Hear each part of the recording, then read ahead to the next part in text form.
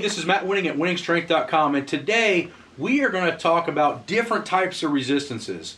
I think this really needs to be said, and we really need to dive into all these different areas in order for you to have a better understanding of why these may or may not be a great opportunity for you to get better.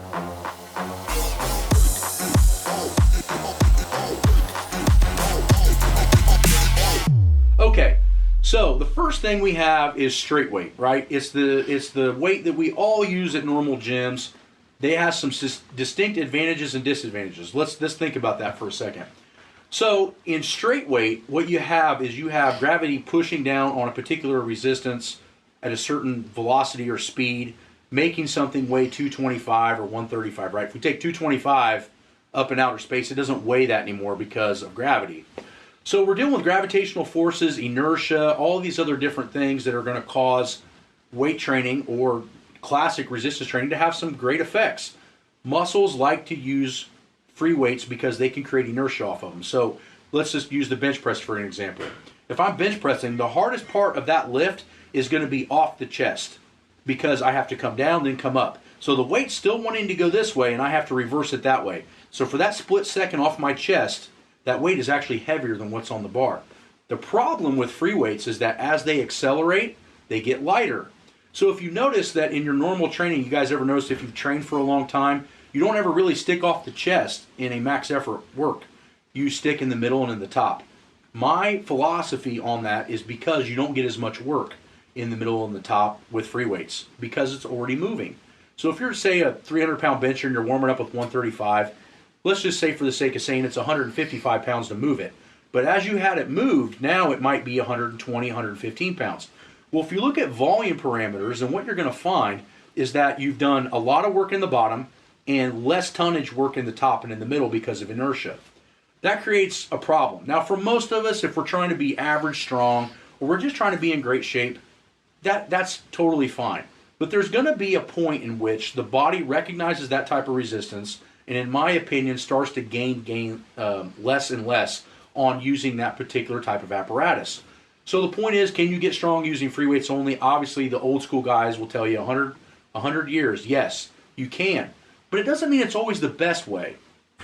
What I find with free weights is that if you have the most work at the bottom, you're also causing a lot of issues with where the pressure is most likely to cause damage. So on free weights, if it's the heaviest at the bottom, and that's when it's the hardest on the shoulder and the pec, and you guys see a lot of pec pulls and tears and things of that nature. The reason that I think you see that is because you're overworking one particular area like we talked about, okay? So the key is variety. I truly believe that you have to have a variety of resistance types in order for two things to happen. One, to continue the process of training for a long period of time. Two, to avoid neurological and physical burnout. Okay, so the neurological and psychological burnout of training is almost just as important as all the other physical factors that we encounter. How many of us have ever trained for a long period of time? We're like, man, I just don't want to go to the gym today. Some of that is caused by the exact same shit you're doing all the time.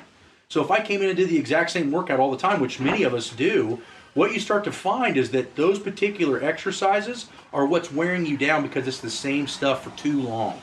But let's just imagine for a second that we flip in bands and chains. Now, bands and chains are going to make it easier at the bottom and harder in the middle and the top. It's the opposite, right? It almost works against inertia. It's kind of like thinking about driving your car on the freeway while slowly applying the brakes, trying to maintain 65 miles an hour. That car is going to have to work extremely hard in order for you to maintain 65 miles an hour with you slowly applying the brakes. That's what bands and chains do. They slowly apply the brakes onto a natural resistance, causing the body to have to work in a different environment. Now, is it better than free weights? No, but it's different. And that difference causes so many other factors in order to be successful. One, you don't create sticking points. So now if your sticking point was here, if you're used to training bands and chains, you're used to it getting heavier. So you're going to push right through it. Second of all, you're going to get stronger based on the fact that neurological fatigue is going to go down. Now, there's a lot of other physical and other types of factors that are going to make bands and chains have some advantages and disadvantages. We don't really need to go into all that, but what you do need to do is kind of think about, am I training the same way too often? Am I using the same exercises too often? And in this particular video, Am I using the resistance types too often?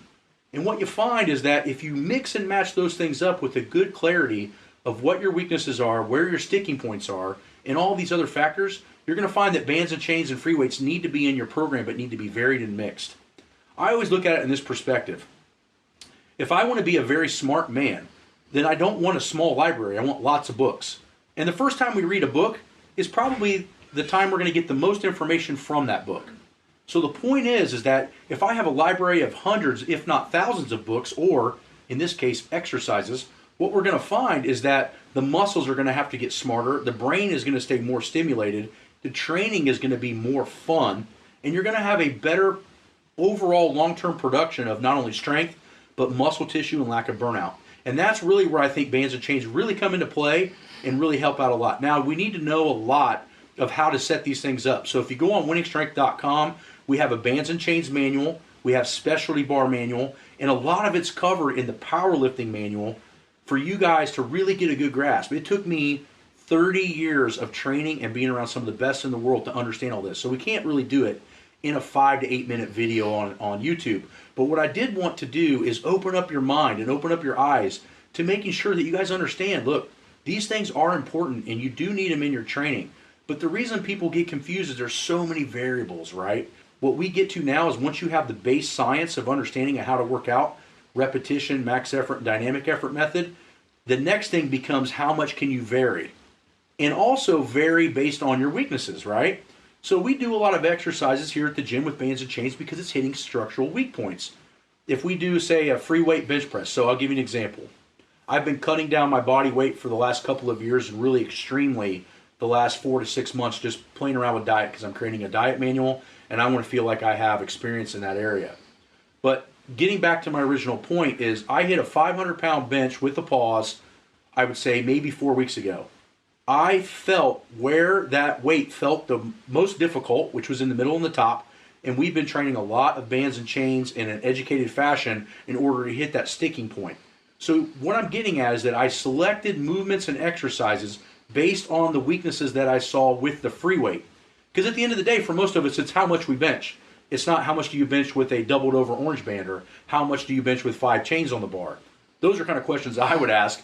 But for normal people, you would ask that with straight weight.